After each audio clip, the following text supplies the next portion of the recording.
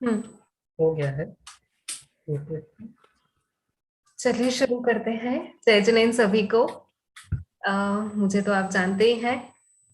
अ, आज शोध क्या, क्यों और कैसे, इस विषय पर चर्चा करने के लिए हमारे साथ डॉक्टर वीर सागर जी जुड़े हुए हैं। हम उनके साथ चर्चा करेंगे। उसके पहले ये क्या उपक्रम है इस बारे में थोड़ा बताने के लिए मैं आपके साथ अपनी स्क्रीन शेयर कर रही हूँ। हाँ। ओके। सो रिसर्च राइटिंग एक वर्कशॉप है जो हम एक वर्कशॉप करना चाहते हैं। ये होगी 14, 15 और 16 जनवरी 2022 को। इन 3 दिनों में वर्कशॉप में हम क्या करेंगे वो अभी हम देखते हैं। मंगलाचरण के लिए मैंने ये एक मंगलाचरण गाथा निकाली है। आइए हम सब पढ़ते हैं। सिद्ध मणंत मणिंदय मणुवमपथ सोख मण वज्जम केवल पहो हणिज्य दुन्नयतिमिरं जिणं नमः। ये षटखंडागम की टीका वीरसेन आचार्य ने जो लिखी है उसका मंगलाचरण है। मैंने आपको ये पेज यहाँ पर रखा है, मैं लिख भी सकती थी गाथा। पेज यहाँ पर इसलिए रखा हुआ है क्योंकि मैं दिखाना चाहती थी कि षटखंडागम को इंग्लिश में ट्रांसलेट किया गया है और उसमें ट्रांसलेट करने का भी अपना तरीका होता है। गाथाएं लिखी जाती हैं, उनको एज इट इज लिखा जाता है और फिर उनके अर्थ इंग्लिश में लिखे जाते हैं। ये सब प्राकृत से संस्कृत, संस्कृत से हिंदी, हिंदी से इंग्लिश, ऐसा होने में मीनिंग कभी ना कभी डिस्टॉर्ट होता है, हो रहा है या नहीं हो रहा है। इस सब की जिम्मेदारी हमारी बनती है। यहाँ से मैं अपनी बात शुरू करना चाहती हूँ। इस वर्कशॉप में फिलहाल जो 5 मिनट का पीपीटी है उसमें हम 4 चीजें देखेंगे। हम कौन हैं, ये वर्कशॉप में क्या होगा, आप लोग कौन हैं और इस वर्कशॉप से हमें क्या फायदे हैं। सबसे पहले हम लोग कौन हैं। तो हमारे बारे में तो हम शुरुआत करेंगे पंडित ओडम स्नातक परिषद से, शास्त्री परिवार। मतलब मोस्ट ऑफ यू, मतलब आप में से कई सारे लोग हैं जो इस परिषद का हिस्सा है। आई थिंक जैसे ही पास आउट होते हैं और आप स्नातक होते हैं, आपको कहीं एनरोल नहीं करना पड़ता, आप ऑलरेडी इस परिषद का हिस्सा बन जाते हैं। इसके अध्यक्ष पंडित अभय कुमार जी देवलाली से है, पापा है। इसके कार्याध्यक्ष शांति जी हैं, वो भी हमारे साथ जुड़े हुए हैं। मैं आप सभी विद्वानों का बहुत बहुत आभार मानती हूँ कि आपने हमें हमें यानी कि अरहत वार्ता को ये मौका दिया कि हम आपके सामने एक रिसर्च से रिलेटेड वर्कशॉप लेकर आए। अरहत वार्ता नाम तो सुना ही होगा। हम एक छोटी सी टीम है और हर प्रोग्राम के लिए हम अपनी टीम फॉर्मुलेट करते रहते हैं। इस बार हमारे साथ जिनेश है, मैं हूँ, शालीन है और सुलभ है। आप सबके बारे में धीरे धीरे जान जाएंगे। हमको इस वर्कशॉप की जरूरत इसलिए पड़ी क्योंकि बेसिकली हम लोग जहां से काम हम लोग जिन लोगों के बीच में जैन दर्शन का प्रचार प्रसार कर रहे हैं वो लोग, मैक्सिमम वो लोग जैन हैं ही नहीं। तो कई बारी हमें हमें बहुत दिक्कत आती है अपनी बात वहां रखने में। हमें दिक्कत आती है कि वो लोग जो है वो आगमों को प्रमाण मानते हैं, उसके हिसाब से वो बात करते हैं और फिर जब हम अपनी कोई बात उनके सामने रखते हैं तो थोड़ी सी दिक्कत होती है। तो हमने यहाँ से फिर सोचा कि क्यों ना हम भी उन्हीं प्लेटफॉर्म्स पर लिखें जहां पर वो लिखते हैं और जो गुरुदेव की वाणी है, जो दादा के तर्क हैं, उनको हम प्रेजेंट करें। तो प्रिसाइजली माल हमारा और पैकिंग उनकी। तो उस पैकिंग को कैसे प्रेजेंट करना है उसकी ट्रेनिंग के लिए हम ये वर्कशॉप कर रहे हैं। तो देखें वर्कशॉप क्या है। वर्कशॉप होगी जैसा कि मैंने आपको बताया 14, 15 और 16 तारीख को। टाइमिंग है सुबह दोपहर में 1 बजे से 4 बजे तक। इसमें 2 सेशंस रखेंगे हम 90 मिनट्स के। बीच में 5 to 10 मिनट्स का एक ब्रेक भी होगा जिसमें कि फिर हम स्पीकर चेंज करेंगे और सेशन भी चेंज कर देंगे। तो 2 सेशंस होंगे। एक्टिविटी होगी तो ये वर्कशॉप है, सेमिनार नहीं है। वर्कशॉप है मतलब कि आप इसमें कुछ हमें करके बताएंगे, आप क्लास में भी कुछ करेंगे और फिर करके भी हमें बताएंगे। तो हम कोशिश करेंगे कि by the end of the day हमारे पास कुछ सब्सटेंशियल हो जो आपने किया हो। तो जब आप इस वर्कशॉप में आए तो अपने साथ में एक पेन और पेपर अवश्य लेकर आए। फिर सिलेक्शन कैसे करेंगे, तो हम स्क्रीनिंग करने वाले हैं, इसलिए क्योंकि हम एक लिमिट में ही पार्टिसिपेंट्स रखेंगे। 30 पार्टिसिपेंट्स का हमने सोचा है, बाकी डिपेंड करता है, थोड़ा हम फ्लेक्सिबल रहेंगे, पर 30 पार्टिसिपेंट्स का हमने सोचा है ताकि हम हर किसी से कुछ, हम जब हम कुछ लिखवाएं तो हम उसे पढ़ सकें और उस पर रिवर्ट भी कर सकें। ये गूगल फॉर्म्स हम आज रिलीज कर देंगे। इनको भरने में आपको मुश्किल से हाफ एन आवर लगना चाहिए, पर फिर भी हम कल इसी कक्षा के थोड़ी देर पहले हम मिलेंगे और गूगल फॉर्म कैसे भरना है वो भी हम आपको बताएंगे। तो गूगल फॉर्म हम आपको रिलीज कर देंगे और जिसका सबमिशन डेट होगी 3 जनवरी, उसके बाद हम स्क्रीनिंग शुरू कर देंगे। फिर भाषा इसकी आपको पीपीटी इंग्लिश में दिख रहा है, पर वर्कशॉप हिंदी में होगी। वैसे ही हिंदी में जिसमें मैं अभी बात कर रही हूँ, ऐसे हिंदी में हम वर्कशॉप करेंगे। और पूरा का पूरा कार्यक्रम हम जूम पर करेंगे, पर हम ये यूट्यूब पर नहीं डालेंगे क्योंकि ये वर्कशॉप है, एक प्राइवेट क्लासरूम जैसा होगा, इसलिए हम इसे यूट्यूब पर रिले नहीं करेंगे। अब आप लोग कौन है जो इससे जुड़ सकते हैं? तो पहले तो ये हर किसी के लिए ओपन है, आप सब आ सकते हैं। पर इंटेंडेड ऑडियंस कौन है हमारी? अगर आपको रिसर्च राइटिंग में इंटरेस्ट है या रिसर्च में इंटरेस्ट है, अगर आपको लगता है कि आपका एकेडमिक्स में कोई अगर आगे कोई करियर हो सकता है, या फिर आपको जैन दर्शन को, जैन परंपरा को डीपली एक्सप्लोर करने का इंटरेस्ट है, और साथ ही आप उसके डेवलपमेंट को डॉक्यूमेंट भी करना चाहते हैं, तो आप हमसे जरूर जुड़ सकते हैं। अगर आप, और ये जो 6 क्राइटेरिया हैं, इन 6 में से आप किसी में भी आते हैं तो आप हमसे जुड़ सकते हैं। यानी कि आप ग्रेजुएट हो चुके हैं, आप ग्रेजुएशन कर रहे हैं, आप आगे रिसर्च कर रहे हैं, आप कहीं और काम करते हैं, या आपको एकेडमिक रिकॉग्निशन चाहिए है, या आपको लिखना आता है। जरूरी नहीं है कि आप एजुकेशन फील्ड से जुड़े ही रहें, आप किसी भी फील्ड से हो। आपको अगर लिखना पसंद है तो आप अवश्य इसमें आ सकते हैं।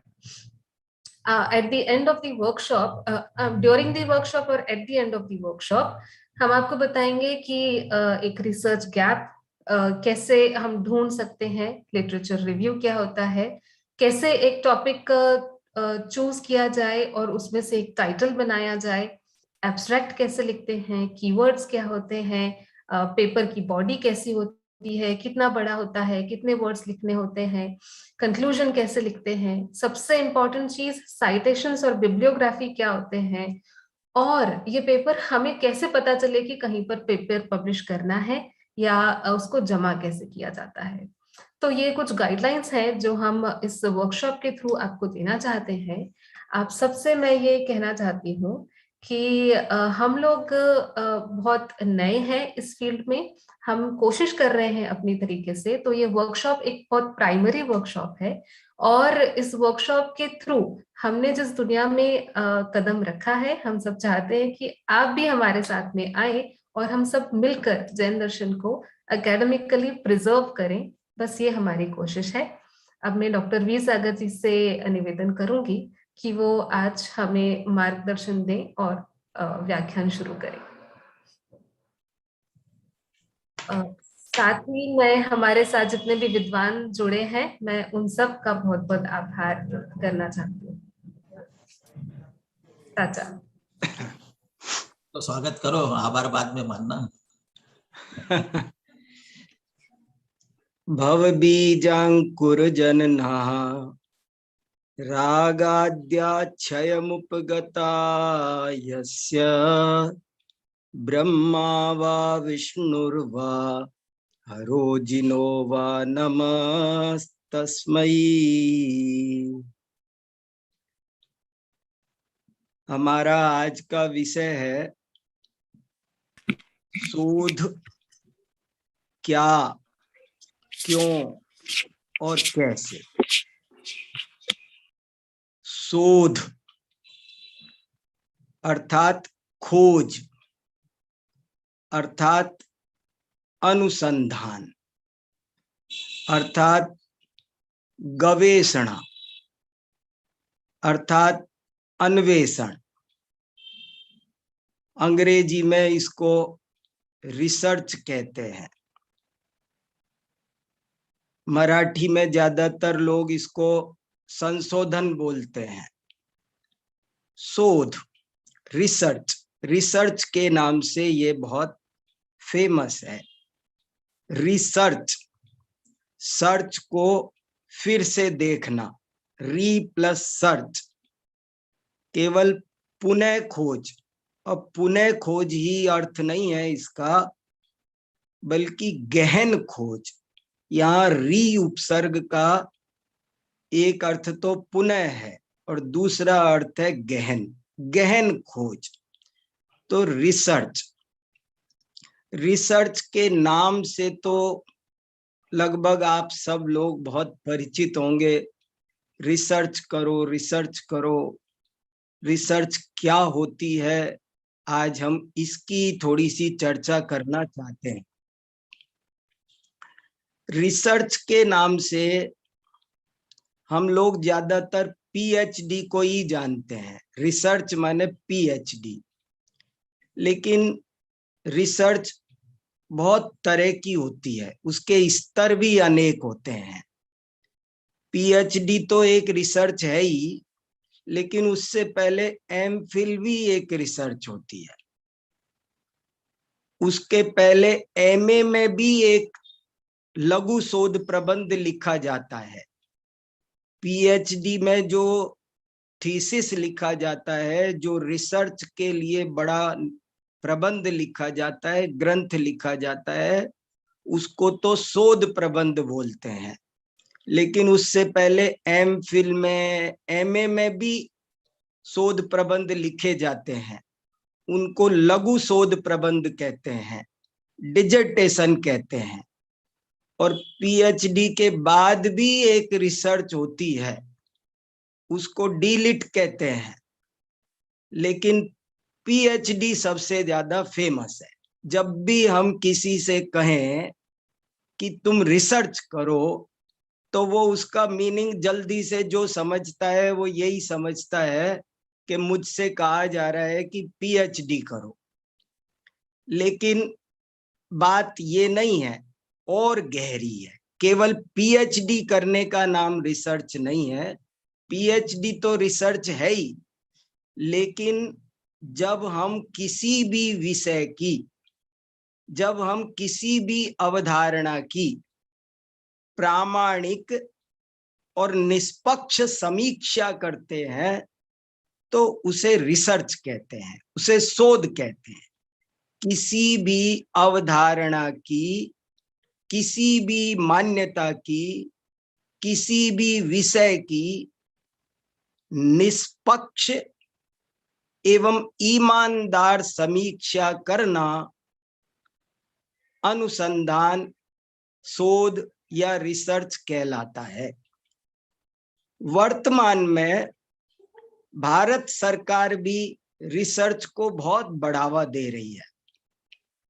शोध का अर्थ खोज। किसकी खोज? किसकी खोज? सत्य की खोज। शोध में ये बात अंडरस्टूड है। खोज, किसकी खोज?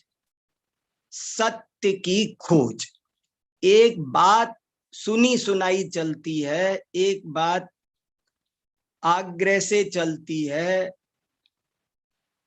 पर शोध उसे कहते हैं, रिसर्च उसे कहते हैं, जब हम उस बात का प्रामाणिक परीक्षण करते हैं, बिल्कुल ईमानदारी से, एकदम अनाग्रह भाव से, एकदम मेरे तेरे की सारी भावना छोड़कर जब हम कुछ उसका समीक्षण करते हैं। ये समीक्षण शब्द भी एक प्रकार से शोध का पर्यायवाची है। सम्यक ईक्षणम समीक्षणम, समीक्षा। इसको आलोचना भी कहते हैं, इसको समालोचना भी कहते हैं। सत्य की खोज ये बहुत जरूरी चीज है और ये मानव मन की विशेष प्रवृत्ति है। प्रत्येक मनुष्य ये चाहता है कि मैं सत्य जानूं, सत्य को पहचानूं, सत्य को ढूंढूं, खोजूं, पाऊं। बस उसी से ये शोध बना है और इसके उपक्रम प्राचीन काल से होते रहे हैं। जब धर्म को दर्शन कहा गया तो उसके पीछे अभिप्राय यही था कि हमारा ज्ञान प्रामाणिक बन जाए, साधार बन जाए, ऊट पटांग ना रहे, अतार्किक ना रहे, अंधविश्वास मात्र ना रहे। जब दर्शन को न्याय नाम दिया गया, न्याय के रूप में विकसित किया गया, तब भी उसके पीछे यही भावना थी, सत्य को सत्य तरीके से खोजा जाए। ये बहुत महत्वपूर्ण है, खोज, सत्य की खोज। ये सत्य की खोज सत्य रीति से हो जाए, इसका नाम है शोध। और आज का समय बहुत अच्छा है कि आज भारत सरकार इस शोध को बहुत बढ़ावा दे रही है। विश्वविद्यालयों में इसका बहुत महत्व है। इसी के लिए, इसी को बढ़ावा देने के लिए हर विश्वविद्यालय में शोध का एक स्वतंत्र विभाग होता है। सेमिनार किए जाते हैं, संगोष्ठियां की जाती है। संगोष्ठी में विद्वानों के, वक्ताओं के जो भाषण होते हैं, उनको हम लोग भाषण नहीं कह सकते। वे भाषण नहीं है, वे शोध पत्र के प्रेजेंटेशन है। ये नहीं कहा जाता कि कोई वक्ता भाषण दे रहा है, ये कहा जाता है कि एक शोधार्थी अपने शोध पत्र की प्रस्तुति कर रहा है। अभी मैंने आपको शोध के पीएचडी, एमफिल के स्तर तो बताए, लेकिन शोध वास्तव में एक 4 पन्ने की भी हो सकती है, एक रिसर्च आर्टिकल भी हो सकता है, एक शोध पत्र भी हो सकता है। और शोध व्यक्तिगत स्तर पर भी हो सकता है। सरकारी स्तर पर होने वाले शोध को विशेष मान्यता मिलती है, ये सत्य है। और इसीलिए सरकार ने भी शोध की कोई उम्र नहीं रखी है। मैं ऐसे अनेक लोगों को जानता हूं जो 85 साल के हैं और अभी भी पीएचडी कर रहे हैं, रिसर्च कर रहे हैं।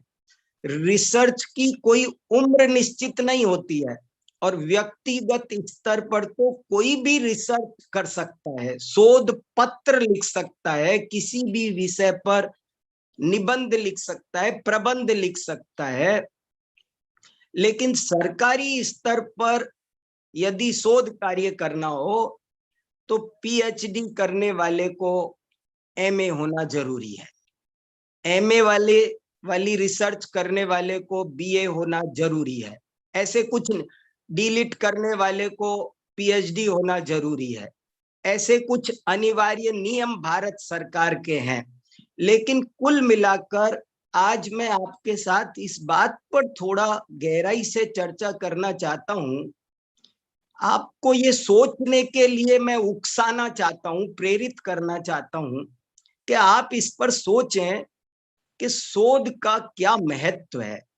और मैं तो समझता हूं, मुझे तो इतना महत्व समझ में आ रहा है इसका, ये जो अभी बच्चे आपको एक शोध पर वर्कशॉप कर रहे हैं, वो इसीलिए कर रहे हैं कि शोध करके जो एक आनंद मिलता है, वो ऐसा अद्भुत आनंद होता है कि मन करता है अपने सब साथियों को बांट दें, उनको भी प्रेरित कर दें, कह दें आओ आओ आओ, इधर आओ, देखो तो सही तुम कितना आनंद आएगा।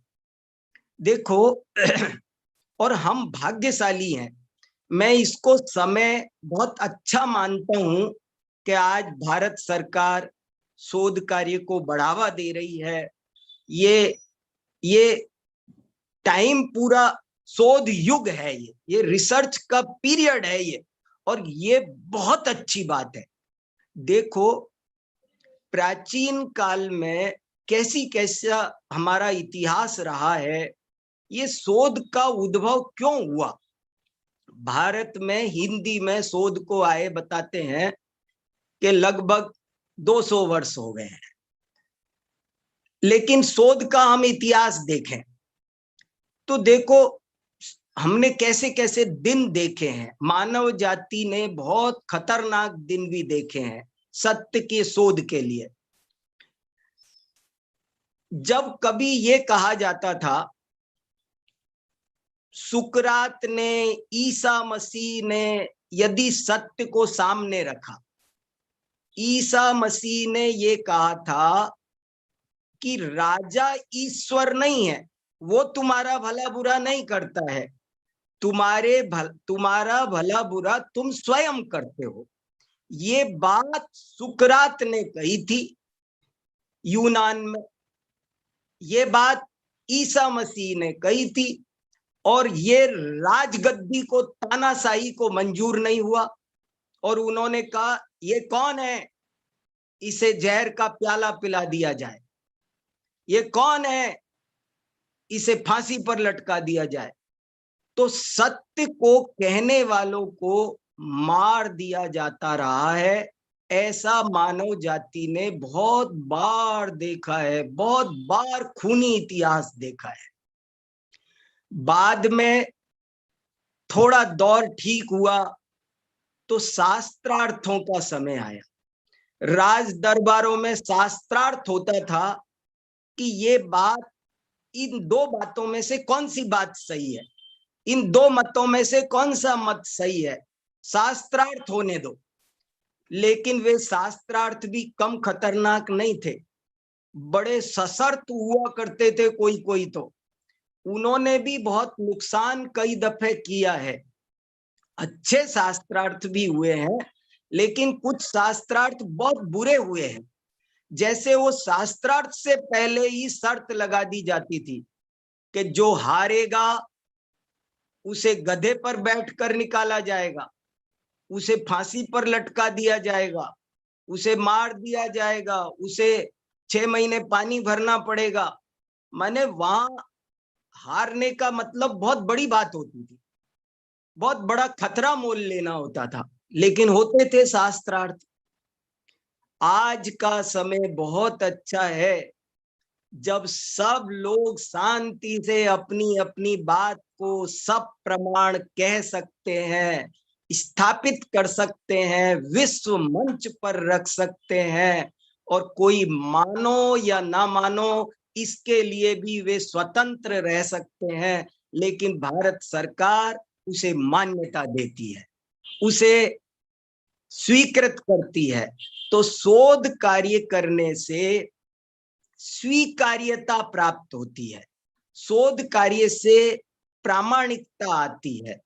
शोध कार्य का जमाना, ये हमारा युग, मैं मानता हूं कि बहुत अच्छा युग है, स्वर्ण युग है, और सत्य के प्रेमियों के लिए वरदान है। जैन दर्शन की प्रकृति से तो ये एकदम मिलता है। चिंता वे करें जो अवैज्ञानिक बातों को थोपना चाहते हैं, जो स्वयं परीक्षा प्रधानी हो, जो अपनी हर बात को तर्क से, युक्ति से, प्रमाण से सिद्ध करते हो, उन्हें कोई खतरा नहीं होना चाहिए।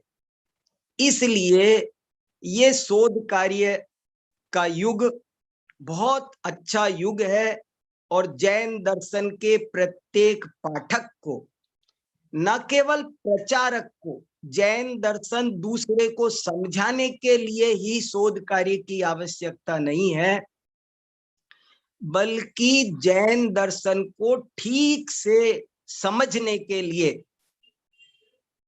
भी शोध कार्य की बहुत अधिक आवश्यकता है। पंडित टोडरमल जी ने मोक्ष मार्ग प्रकाशक में कई जगह परीक्षा प्रधानी बनने की बहुत प्रेरणा दी है, और यहां तक लिखा है कि परीक्षा किए बिना किए गए श्रद्धान को अश्रद्धानवत ही जानना। इसलिए ये जो रिसर्च है ये हमें रीस्टार्ट करने को कहती है।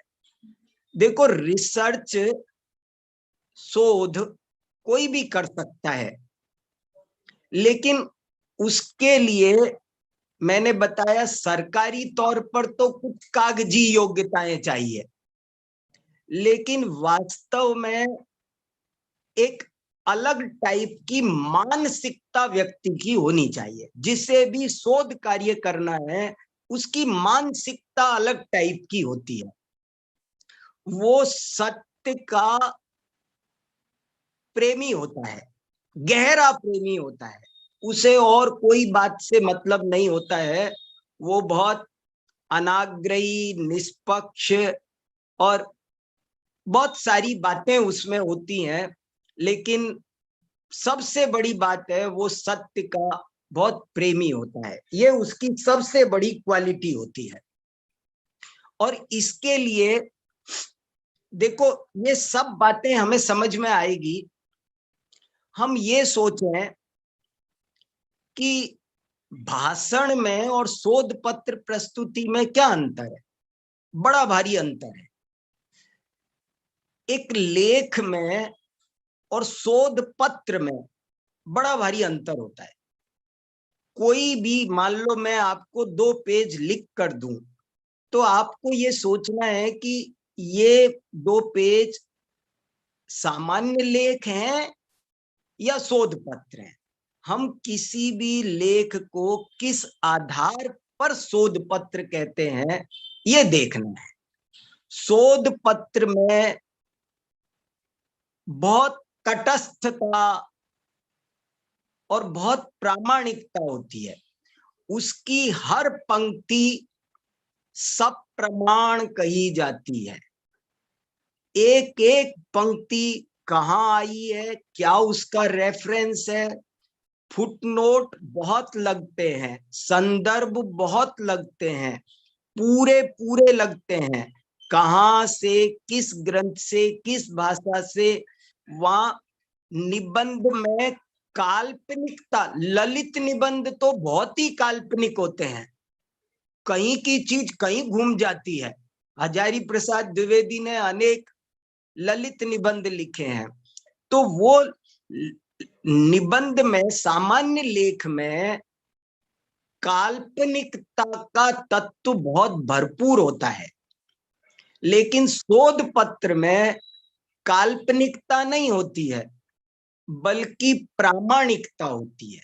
हर चीज, शोध कार्य का एक सूत्र है, नामूलम उच्यते किंचित। नामूलम उच्यते किंचित।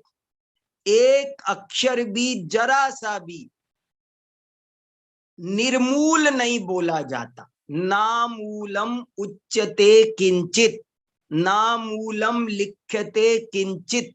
एक भी बात कही जाती है और मेरे तेरे की धारणा छोड़ी जाती है। बहुत से लोग, मैंने कई लोग तो रिसर्च करते रहते हैं और फिर भी ऐसा कहते हैं हमारा जैन दर्शन ऐसा कहता है। जैन दर्शन पर रिसर्च कर रहे हो, किसी विषय पर रिसर्च कर रहे हो, फिर हमारा तुम्हारा नहीं होता। जब हम दर्शन के किसी विषय पर रिसर्च करते हैं तो वहां ये भाषा बहुत बड़ा दुर्गुण मानी जाती है, बहुत बड़ा दोष माना जाता है। मेरा तेरा, हमारे में ऐसा है, उनके में ऐसा है, ये हमारा उनका नहीं चलता। हमारा उनका है तो आप रिसर्च करने के पात्र नहीं है।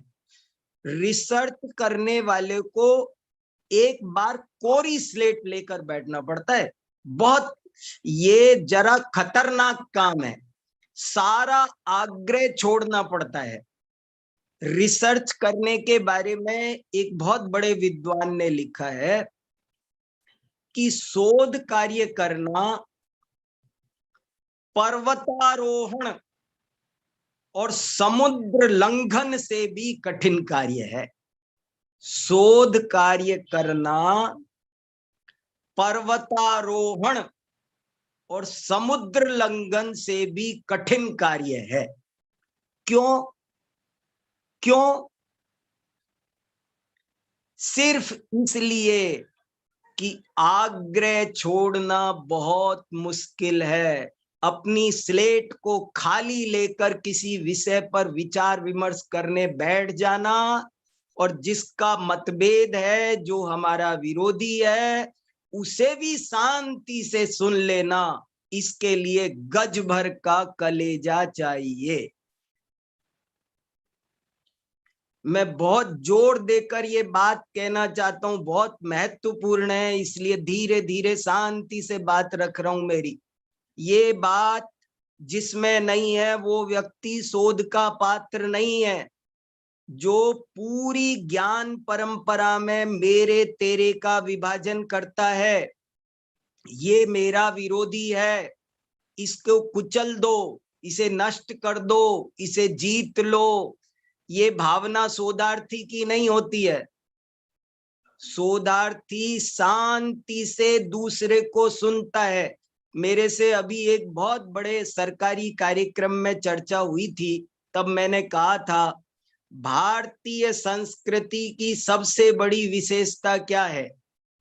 तो मैंने कहा था विचारों की स्वतंत्रता, अभिव्यक्ति की स्वतंत्रता, ये भारतीय संस्कृति की सबसे बड़ी विशेषता है।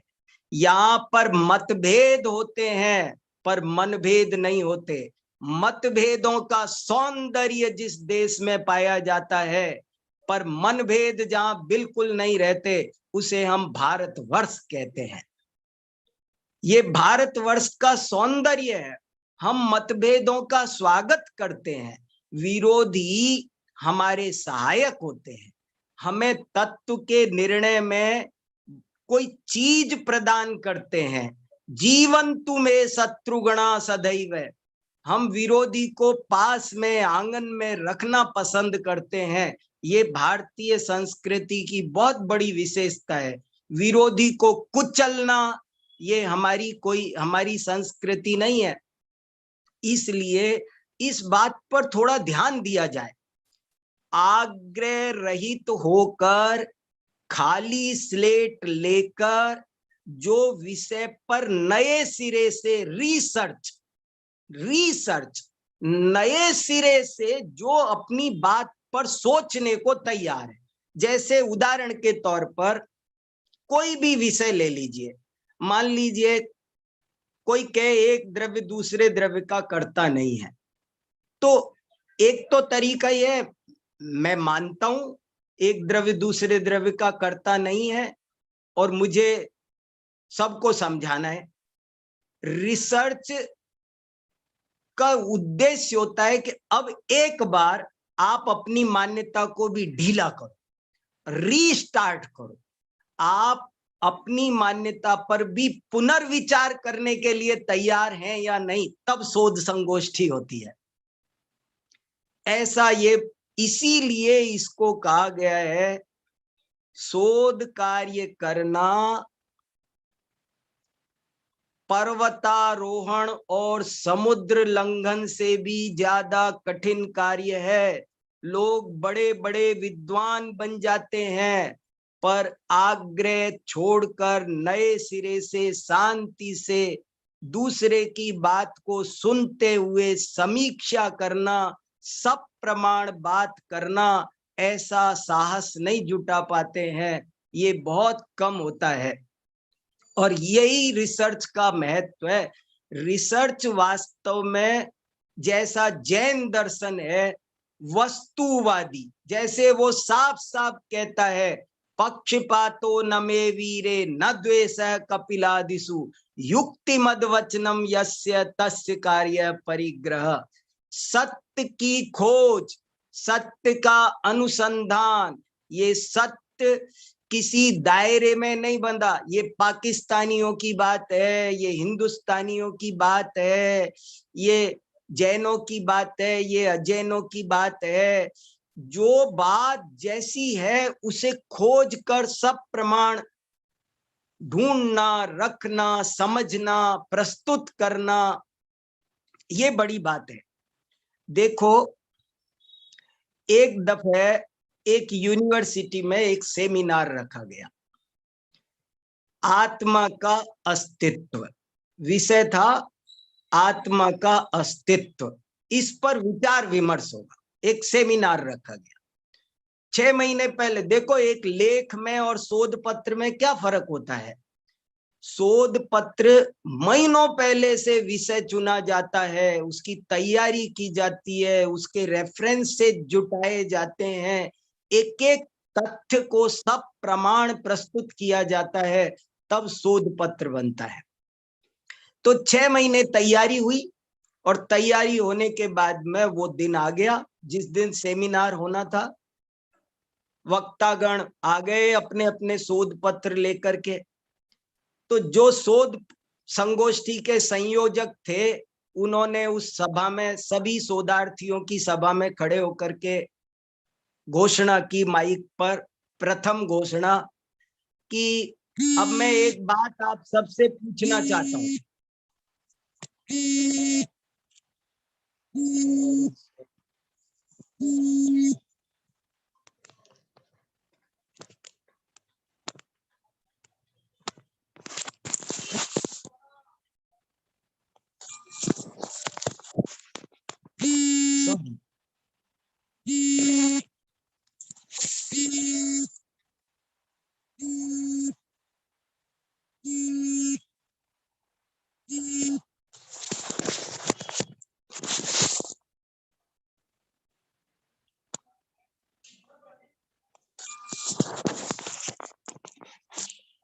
सॉरी।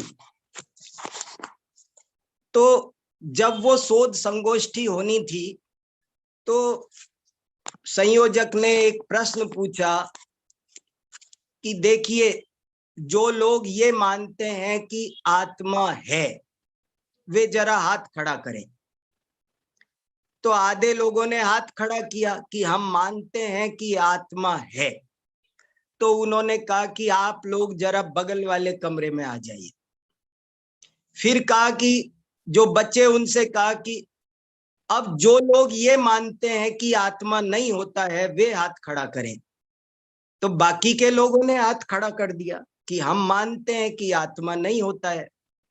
तो उन्होंने घोषणा की, अब ये गोष्ठी कैंसिल की जाती है, गोष्ठी नहीं हो सकती है, क्योंकि आप सब लोग एक आग्रह लेकर आए हैं। आधे लोग ये आग्रह लेकर आए हैं कि आत्मा होता है, और ये आधे ये लेकर आए हैं कि आग्रह नहीं होता है। अब क्या विचार विमर्श होगा।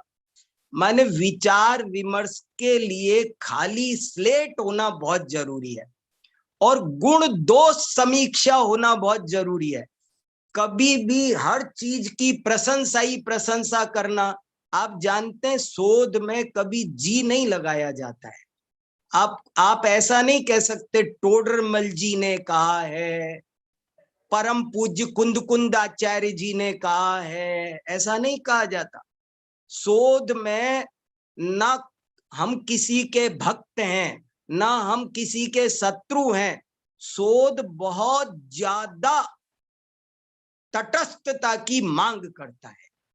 हमें बहुत ठोक बजा करके, बहुत शांति से, ना काहू से दोस्ती ना काहू से बैर, ये एक बहुत ही गहरी बात है। एक अलग टाइप की पात्रता शोधार्थी में होती है। लेकिन उसके बाद जब इस तरह से किसी विषय की समीक्षा होती है और कोई निष्कर्ष स्थापित होता है, तो उसे सर्व स्वीकार्यता प्राप्त होती है। ये इसका सबसे बड़ा लाभ है। जब आप निष्पक्ष होकर किसी चीज को स्थापित करते हैं, तो फिर आपकी बात बहुत ज्यादा प्रामाणिक मानी जाती है। जैसे जैन दर्शन पर अनेक आरोप लगते रहते हैं। जैन दर्शन के विद्वानों को जरूर शोध के क्षेत्र में आना चाहिए। क्यों कि जैन दर्शन को लेकर नाना प्रकार की मिथ्या मान्यताएं प्रचलित है। बहुत सारे आरोप जैन दर्शन पर लगते हैं। कोई कहता है कि जैन दर्शन तो वेदों से निकला है, कोई कहता है कि जैन दर्शन तो महावीर भगवान ने चलाया, कोई कहता है कि जैन दर्शन तो भारत के बाहर से आया, कोई कहता है कि जैन दर्शन तो व्यावहारिक ही नहीं है, कोई कहता है कि जैन साहित्य तो साहित्य नहीं है। आप सबको पता होगा कि आचार्य रामचंद्र शुक्ल जैसे बड़े विद्वान ने ये लिख दिया था कि जैन साहित्य तो साहित्य नहीं है, और उन्होंने बहुत ताकत लगा के अपने हिंदी साहित्य के इतिहास में ये बात लिख दी। अब ये जब हजारी प्रसाद द्विवेदी ने प्रमाण दे दे करके, जैन कृतियों के उद्धरण दे दे करके ये सिद्ध कर बताया कि जैन साहित्य भी साहित्य है, और शुक्ल जी यदि आप जैन साहित्य को साहित्य नहीं मान सकते तो आप रामचरितमानस को भी साहित्य नहीं मान सकते, आप सूरसागर को भी साहित्य नहीं मान सकते। तब जाकर हिंदी साहित्य के इतिहास में जैन साहित्य को जगह मिली। ये रिसर्च का प्रभाव है। शोध कार्य का महत्व देखिए, शोध कार्य का ये महत्व है।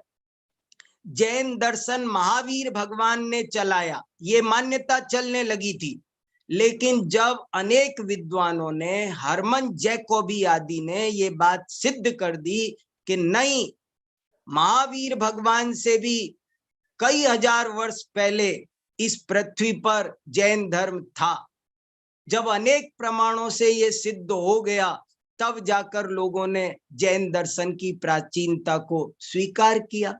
तो जैन दर्शन के ऐसे अनेक मुद्दे हैं।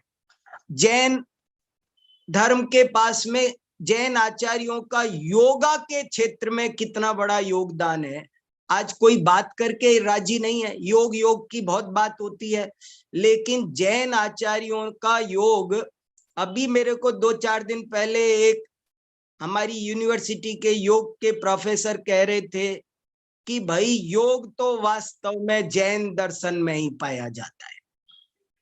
हिरण्यगर्भो योग, महाभारत में लिखा है कि योग का प्रथम प्रवर्तक ऋषभ देव है, महाभारत में लिखा है, श्लोक सहित आप बताइए। तब आप दुनिया में आज अंतरराष्ट्रीय स्तर पर योग की बात होती है, लेकिन जैनों की क्या देन है। यदि कोई शोधार्थी इस विषय को सामने लाए तो बात सार्वजनिक रूप से विश्वसनीय हो जाए। ये सार्वकालिकता, सार्वभौमिकता, सार्वजनिकता उत्पन्न होती है विषय में, प्रामाणिकता में। ऐसा हर विषय में है। व्याकरण के क्षेत्र में जैनाचार्यों का क्या योगदान है, कोई जानता ही नहीं। व्याकरण पढ़ाई जाती है तो दूसरे ही दूसरों की वैदिक व्याकरण ही पढ़ाई जाती है। जैन आचार्यों ने कितना व्याकरण लिखा, उसकी ओर ध्यान नहीं। और भी सारे विषय, गणित के बारे में अभी एक इंटरनेशनल कॉन्फ्रेंस हुई बड़ौदा में, मैंने वहां पर जैन आचार्यों ने आईआईटी के स्टूडेंट्स के लिए कितना मैटर दिया है, ये मैंने वहां पर रखा सबके सामने कि हमारे पास कितना गणित है, कितनी इंजीनियरिंग है, हमारे पास कितना फिजिक्स है, हमारे पास कितनी केमिस्ट्री है, हमारे पास कितनी बायोलॉजी है। जैन आचार्यों का कला के क्षेत्र में, लोग कहते हैं जैनों के पास कोई संस्कृति नहीं है। जैनों का सांस्कृतिक योगदान पर जब डॉक्टर हीरालाल जी ने लिखा, स्तोत्रों के बारे में कोई कुछ मानता ही नहीं था, लेकिन जब नेमीचंद शास्त्री ज्योतिषाचार्य ने दिखाया कि कम से कम 10,000 स्तोत्र जैन साहित्य में पाए जाते, 10,000 स्तोत्र मिलते हैं, नहीं तो कहते थे बस और ही औरों का है। तो ऐसे करके बहुत सारी बातें ऐसी है, मंदिरों की, तीर्थों की, शिखर जी, गिरनार जी, कोई भी चीज, तिरुपति, बद्रीनाथ, केदारनाथ, इन चीजों का आज तो गूगल पर तो मिलता है कि तिरुपति ओरिजिनली जैन, अयोध्या क्या है।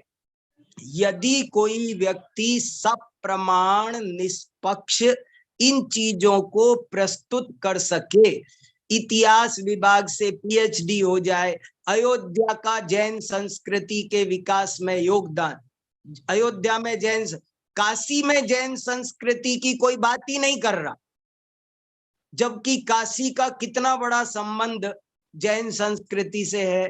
तो जैन संस्कृति, साहित्य, दर्शन, इन पर तो बहुत ज्यादा आक्रमण हो रहे हैं, आरोप हो रहे हैं।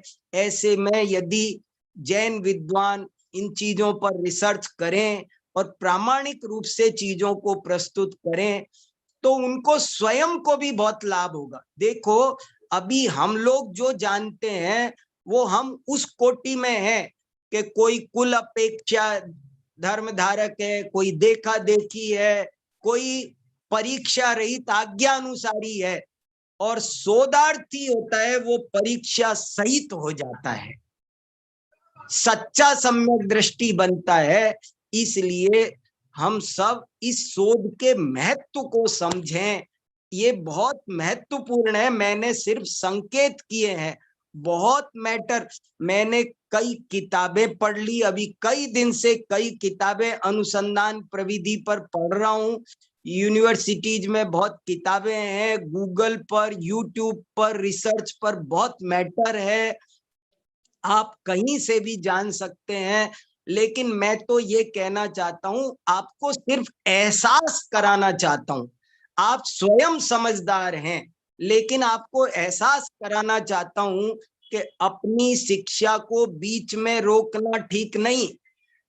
बीए के बाद एमए करना जरूरी है और एमए के बाद पीएचडी करना जरूरी है। इसकी उम्र कोई निश्चित नहीं होती है और सबको करना चाहिए। अपना ज्ञान परिमार्जित होगा, अपना ज्ञान प्रामाणिक होगा, हमारे ज्ञान में से आग्रह दूर होकर बहुत बहुत गहराई उसको प्राप्त होगी और वो सर्व स्वीकार्य भी बनेगा। दूसरे लोग भी जब आप सब प्रमाण बात कहेंगे तो उस बात को सुनने समझने के लिए तैयार होंगे। मेरे ख्याल से मुझे अब रुकना चाहिए। प्रज्ञा। हाँ चाचा, थैंक यू सो मच, हाँ, आपने ठीक ठीक हमको ठीक। ये सारी बातें बताई। हाँ हम और भी आपसे कल बात करेंगे, कल जी, हम हाँ वापस जी, मिलेंगे। हाँ कल हम 15 मिनट पहले मिलने का तो सोच ही रहे हैं, ताकि हम गूगल फॉर्म्स के बारे में बताएं कि क्या होते हैं। बट हम कल आपसे ये भी जानना चाहेंगे कि आज तक जैन दर्शन में किन लोगों ने किस तरह की रिसर्च की है, और जरूर। अब और उसके क्या स्कोप हैं, और कुछ बहुत ऐसे जैन जर्नल्स जो होते हैं जैसे कि श्रमण वगैरह हैं, बहुत अच्छा, बहुत बढ़िया। आपसे जरूर बताएंगे, जरूर बताएंगे, जरूर बताएंगे। चाहे तो 3:30 रख लो भले, कोई बात नहीं। ठीक है। चाहो तो 3:30 बजे कल रखो, तो थोड़ा समय चर्चा का भी, सब लोग कोई चर्चा करना चाहे तो मिल जाएगा। ठीक है, तो हमें बहुत अच्छी बात है, हमें और ज्यादा समय मिल गया। तो 3:30 बजे कल हम मिलेंगे, ताकि हम और चर्चा कर सके। आपके जो भी प्रश्न हो आप हमें व्यक्तिगत भेज सकते हैं, ईमेल कर सकते हैं, चाचा को भेज सकते हैं, या जूम पर भी पूछ सकते हैं, कोई दिक्कत नहीं है। तो मतलब चाचा ने हमें ये बताया कि इतने सारी मतलब जैन दर्शन, जैन संस्कृति, जैन इतिहास, जैन गणित, जैन आयुर्वेद, जैन ज्योतिष, इतनी सारी चीजें हैं जिनमें अभी शोध का स्कोप है। आप में से अगर किसी को अभी कोई प्रश्न पूछ सकता है तो पूछना है तो अभी भी पूछ सकते हैं। हाँ जी। हाँ, कुछ प्रश्न आए हैं जो मैंने आपको चैट में आप मैं पढ़ूँ ना या हाँ, पढ़ो पढ़ो। अच्छा, भाई साहब 2-3 प्रश्न आए हैं। हाँ बोलिए। राकेश जी भाई साहब का एक प्रश्न है कि हाँ शोधकर्ता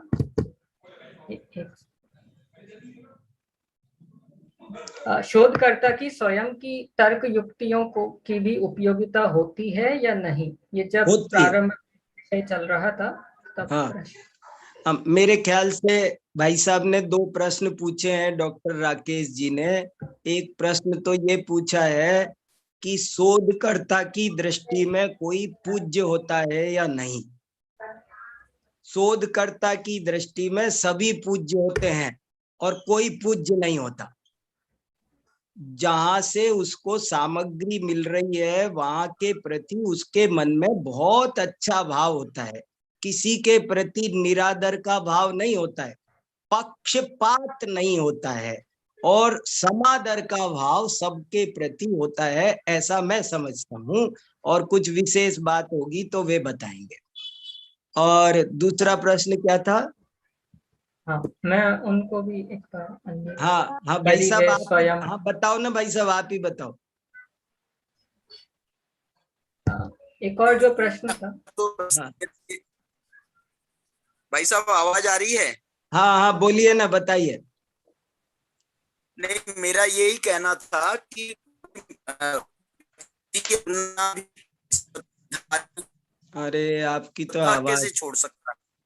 आपकी आवाज समझ में नहीं आई मेरे को। व्यक्ति अपनी श्रद्धा छोड़ करके शोध करे क्या? हाँ नहीं, देखो ज्ञानाराधना का ये स्वरूप है। जब हम किसी विषय पर चिंतन, आज भी हम नए नए सिरे से चिंतन करते हैं ना, पुनर्विचार, पुनः पुनः विचार। हम ये अनुप्रेक्षा क्यों है? पुनः पुनः चिंतनम, किसी विषय पर कहीं मैंने गलत तो नहीं सोचा है, इस बात को भी तो सोच सकता है ना वो। जब हम किसी चीज को शांति से सोचने को, समझने को बैठे होते हैं, तब वहां पर ये आग्रह उस वक्त उस विषय में नहीं चलता, उस वक्त उस विषय में वो आग्रह नहीं चलता।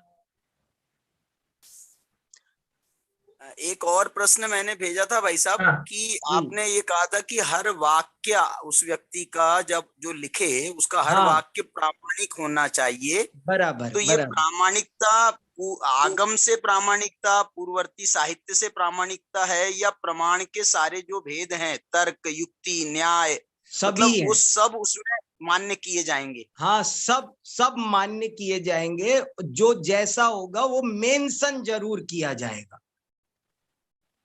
मान नहीं, लो बार बार ये कहा थोड़ी जाएगा कि मैं ये तर्क दे रहा हूँ, मैं ये नहीं, युक्ति दे रहा क्यों हूँ, मैं नहीं अपनी कहा तरफ जाए, से दे रहा हूँ, ऐसा थोड़ी। नहीं वहां ये बोला जाएगा, ये इसके पीछे एक युक्ति ये भी है।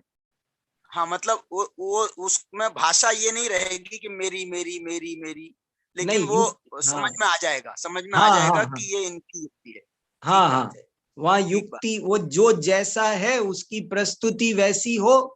और ऐसा देखो, केवल युक्तियां ना हो, साथ में कुछ संदर्भ, शोध के पीछे कुछ ना कुछ, इसीलिए एक हाइपोथेसिस होती है, एक परिकल्पनाएं कुछ आधार भी, कहीं कुछ संभावनाएं भी होती है, तो थोड़ा तो आधार भी चाहिए होता है, ऐसा मुझे लगता है।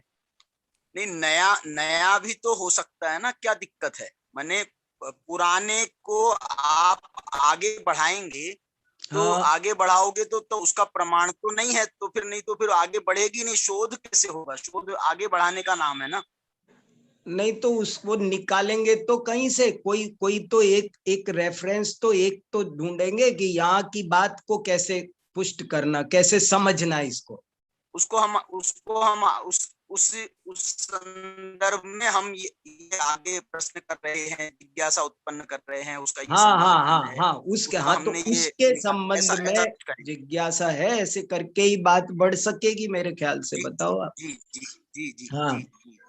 अच्छा, एक प्रश्न मैंने ये भी पूछा भाई साहब कि हाँ जो हमारा पूर्ववर्ती जितना भी साहित्य है, तो हाँ उस सबको हम प्रमाण मान करके चले क्या? उसको को प्रमाण मान के चले क्या? तो फिर बहुत गड़बड़ हो जाएगी। नहीं, क्यों प्रमाण मान के चलेंगे? लेकिन आप वो रेफरेंस से आप जी नहीं चुरा। देखो वो हाँ अगर ठीक है। गलत होगा, नहीं सुनो, अगर वो गलत होगा तो आपको गलत भी सिद्ध करना पड़े। मान लो कोई ग्रंथ छेपक है, जाली है, तो ये भी तो पता चलेगा कि मान लो आप किसी जैन दर्शन पर शोध कार्य कर रहे हैं, जैन चरणान योग पर शोध कार्य कर रहे हैं, और किसी ग्रंथ में लिखा मिल गया कि रात्रि भोजन करना चाहिए, तो आप ये तो सिद्ध करेंगे कि इतने ग्रंथ तो ये कह रहे हैं और ये ग्रंथ ये कह रहा है, तो पाठक के सामने तो रखेंगे ना कि ये स्थिति है, और इससे ये निष्कर्ष निकाला जा सकता है कि ये एक कहीं से छेपक है। अच्छा, इसमें कोई व्यक्ति हमको इस पर हमने किसी को गलत सिद्ध किया तो वो हमारे ऊपर आक्षेप करेगा, या और उसकी जो है ना प्रतिफलन भी तो हो सकते हैं ना, वो हमारे पे लड़ने को आ जाएगा हमारे ऊपर। यही तो मैं कह रहा हूँ, आज का समय तो बहुत अच्छा है। ये समय पहले था, मैंने शुरू में बताया था ये बात कि प्राचीन काल में ऐसा होता था कि जिसकी बात कटती थी वो है ना, उसको मार दिया जाता था, सूली पे लटका देते थे, जहर का प्याला पिला देते थे कि इसने मेरे खिलाफ बोला, मेरी बात काटी। और शास्त्रार्थ तक में शर्त लगाई जाती थी, जो हारेगा उसे दूसरे के यहाँ 6 महीने पानी भरना पड़ेगा। लेकिन आज का समय बहुत अच्छा है, यहाँ आप किसी की भी समीक्षा करो, सबका अपना अपना मत है, मत स्वातंत्र, यही तो विशेषता है। मैंने ये निष्कर्ष निकाला, मैंने ऐसा समझा। ये मत स्वातंत्र जो है, मत स्वातंत्र में ही तो ये जो राष्ट्रवाद के झगड़े चल रहे हैं हमारे यहाँ, उसमें मत स्वतंत्रता ही तो आड़े आ रही है। नहीं, यही तो देखो, इस पे ही भाई साहब थोड़ा सा और गहराई से सोचने की जरूरत है। विचार स्वातंत्र, मतभेद हो मनभेद ना हो, दिक्कत तब आती है जब मतभेद मनभेद में बदल जाते हैं। आपका कुछ हाँ भाई साहब बताओ, आप बताइए। जी भाई साहब। ये तो खैर राकेश जी हमेशा गहन चिंतन के रख के प्रश्न करते हैं। मुझे दूसरी जिज्ञासा है। समंत्र भद्र स्वामी ने आप तो परीक्षा कर ली, आप तो मीमांसा कर ली, उनने सब तर्क और युक्तियों से निष्पक्ष होकर के करी। समंत्र स्वामी ने आप्त का स्वरूप जो निश्चित किया, और वो ही वीतरागी सर्वज्ञ हैं, वो हितोपदेशी हैं इत्यादि। अब उस आधार पर हम क्या रिसर्च कर सकते हैं? अगर उन्हीं को मान के हमने आप्त का निर्णय किया समंत्र भद्र के आधार से, तो क्या हम शोधार्थी नहीं हुए क्या? फिर हम आज्ञा प्रदानी हो जाएंगे? ये मेरे को जिज्ञासा है। नहीं देखो, ये मैंने कहा ना, व्यक्तिगत शोध की बात चर्चा की थी मैंने शुरू में। एक तो व्यक्तिगत शोध है, और एक ही वो शोध है जो मान्यता प्राप्त हो जाए, जिसको सर्व स्वीकार्यता प्राप्त हो जाए। उसके लिए हमें नए सिरे से ही काम करके प्रस्तुत करना पड़ेगा, नए साक्ष्य। उसके बाद संदर्भ बहुत आ गए हैं। अच्छा, एक बात मैं भी पूछना चाहता हूँ। जी भाई साहब। मताग्रह और मतांधता, इसमें भी कुछ अंतर हो सकता है? आप बताइए ना। मतांधता। मताग्रह और मतांधता।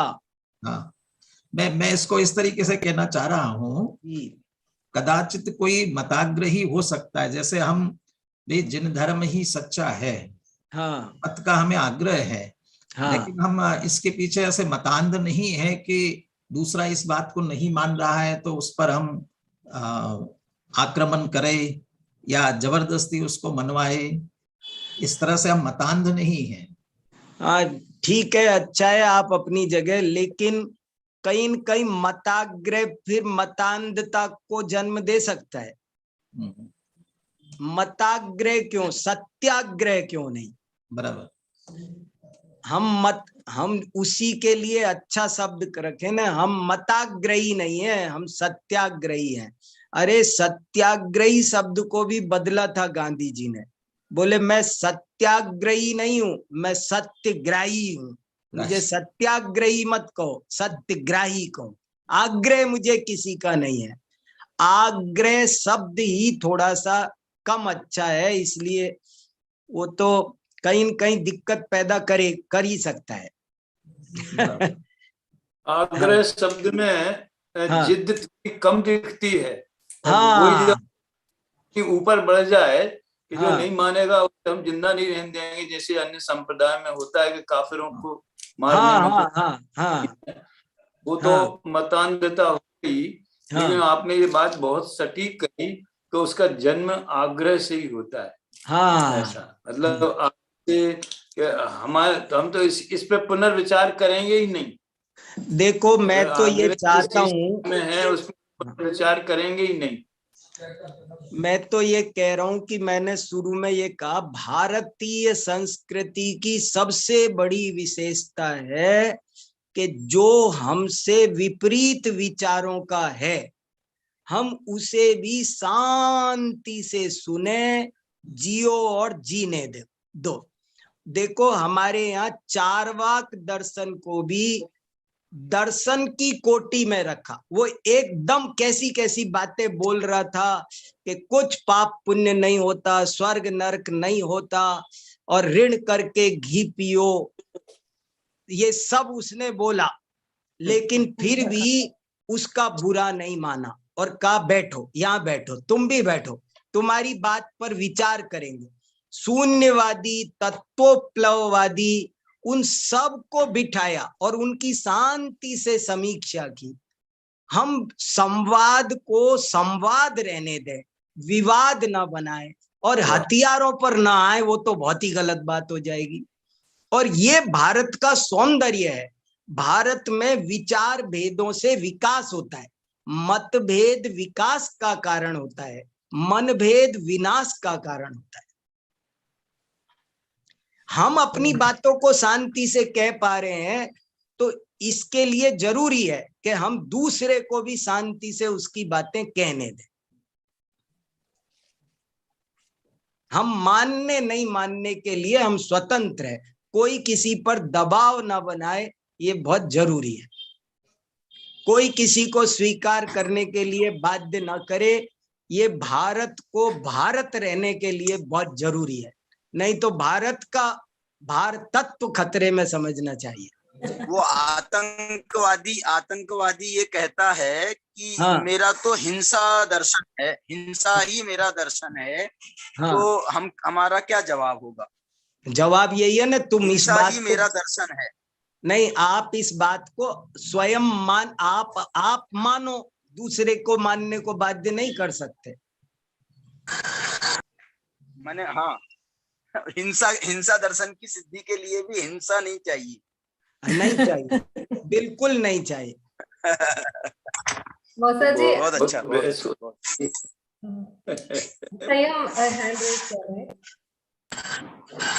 हिंसा दर्शन वाले को हिंस्य होने के लिए भी तैयार रहना पड़ेगा। बस नहीं, पुरुषार्थ के उपाय में ये तर्क दिए हैं अमरचंद्र आचार्य ने। कि अगर एक शेर को मारने से 100 गायें बचती हैं तो शेर को मार दिया जाए। इस कुतर्क के उत्तर है कि तुम 10 शेर मारोगे तो अगर तुम्हें मार दिया जाए तो 10 शेर भी तो बच जाएंगे। तो क्या तुम तैयार हो इसके लिए? तो नियम तो फिर तुम्हारे ऊपर भी लागू होगा ना। संयम ने बहुत बढ़िया बात कही। बहुत अच्छी। हाँ चाचा, आप कुछ कहें? नहीं, मैं कुछ नहीं कह, बोलिए। तो बस यही, मैं तो आपको एक उदाहरण दे रही थी कि मैंने अभी रिसेंटली एक पेपर पढ़ा है जिसमें किसी एक जैन प्रोफेसर ने ये प्रूव किया है कि जो भगवान महावीर थे वो भगवान बनने के बाद एक सोशल रिफॉर्मर बन गए थे। वो एक समाज सुधारक थे क्योंकि उन्होंने चंदन बाला से आहार ले लिया, क्योंकि उन्होंने बेड़ियां तोड़ दी उसकी, और ऐसे कई सारे उन्होंने, तो जो कल्प सूत्र है उसके आधार पर उन्होंने वो लिखा था और उन्होंने उन्हें समाज सुधारक प्रूव किया। तो वो पेपर पब्लिश करना या नहीं करना ये एडिटर के हाथ में है, लेकिन हम फिर उसका जवाब में एक पेपर लिख सकते हैं ना। हाँ हाँ, तो कम से कम हम अपनी बात रख सकते हैं। तो ऐसी जगह पर भी हम अपनी बात अगर हम नहीं रखेंगे तो फिर उनकी बात ही सर्वमान्य होने लगेगी धीरे धीरे। तो ये कुछ कारण है जिनके कारण से हम ये वर्कशॉप कर रहे हैं। तो बहुत बहुत धन्यवाद आप सभी का। कल भी आप सभी रहेंगे तो हम ये बहुत जानने के लिए उत्सुक हैं कि शांति चाचा ने अपनी पीएचडी करी तो उनको क्या दिक्कतें आई, मौसा जी ने करी तो उन्होंने कैसे, चाचा ने की तो उस समय क्या समय थे, और मतलब हम सब ये जानने की कोशिश करना चाहते हैं कि आप लोगों ने कैसे इस फील्ड में अपने आप को फर्म रखा। तो कल हम ऐसा ही करते हैं, 3:30 बजे से मिलते हैं। गूगल फॉर्म के बारे में जानकारी हम आपको दे देंगे, फॉर्म्स हम आज ही भेज देंगे। आपको कुछ डाउट्स होंगे तो हम कल क्लियर कर लेंगे। फिर 3:45 से हम वीर सागर चाचा के साथ में जानने की कोशिश करेंगे, जैसे कि एएन उपाध्याय हुए हैं, उन्होंने इतनी रिसर्च करी और उनको डिलीट की उपाधि उनके प्रीफेस के कारण मिली थी, और ऐसे कई सारे जर्नल्स के बारे में हम कल वीर सागर चाचा से जानेंगे। उसके बाद हम जैसे अभी चर्चा कर रहे हैं पिछले 10 मिनट से, वैसे ही हम और कल चर्चा करेंगे। तो कल फिर मिलते हैं 3:30 बजे। आज की सभा समाप्त करते हैं। ये जिनवाणी भारती तो ही जपो दिल रे, जो तेरी शरणा गहे सो पावे सुख चैन, जावाणी के ज्ञान ते सूझे लोकालो, सो वाणी मस्तक नमो सदा देत हूँ ठोक। जय जिनेन्द्र। सभी को जय जिनेन्द्र। और आदरणीय भाई साहब की आज्ञा से ये मीटिंग को हम बंद कर रहे हैं। कल विद्यार्थियों से विशेष निवेदन है कि वे 3:30 बजे ज्वाइन करें। गूगल फॉर्म का एक बार पूरा हम बता देंगे ताकि आप अप्लाई करने के लिए वो एप्लीकेशन लिखने में आपको ज़्यादा तकलीफ ना हो। अभी हम कल मिलते हैं 3:30 बजे। अभी सभी को जय जिनेन्द्र।